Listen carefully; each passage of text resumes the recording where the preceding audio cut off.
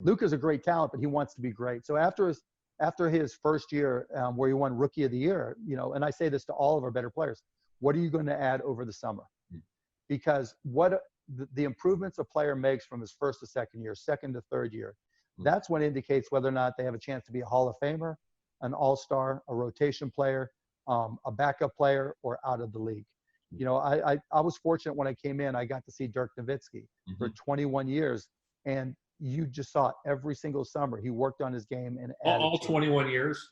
All 21 years. He might have been slower the last 5 of them, but he always worked on his game because he knew those last few years he wasn't as agile and mobile as he was, so he had to do other things to compensate for them, and that's exactly what he did.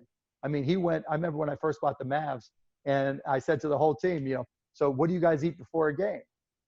Snickers bars, chips, and it went from that, from Dirk as a 20-year-old to he won't touch sugar, won't eat anything fried or any alcohol during the season.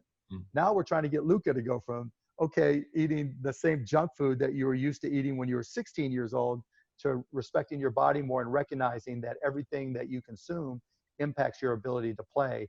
And Luka is picking that up. That tells me, when someone has the discipline to make adjustments like that they do want to be great. And it applies to business as well. You see it all the time with people you work with. Are they disciplined? They don't have to be perfect. I'm certainly not perfect. But when they're self-aware enough to recognize what they're good at and what they're not good at, and to complement their skills with people that can do things that they can't do well, as opposed to just people who will try to make them look good. I got 2 pet sayings that everybody around me gets sick of. The one thing in life you can control is your effort. And number 2 is how you do anything is how you do everything. Those are things that echo in my head all the time. Okay, you've got time, you can control your effort here. What are you doing? What are you learning today? How are you going to get smarter today?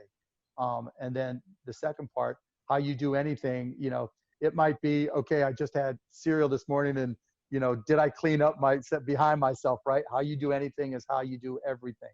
We're working with my son in shooting, who's Jake.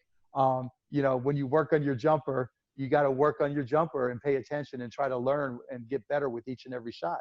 And that's analogous to the business world as well. Every shot you get a chance to learn from it and get a little better, record, take note of what you're doing and figure out how to do it. And that's also the opportunity if you have downtime during all this. Look, it's not to say you can't get better at almost anything. You can, but you have to know where your frailties are, and you have to be able to set a course to get better. And then you have to do the work.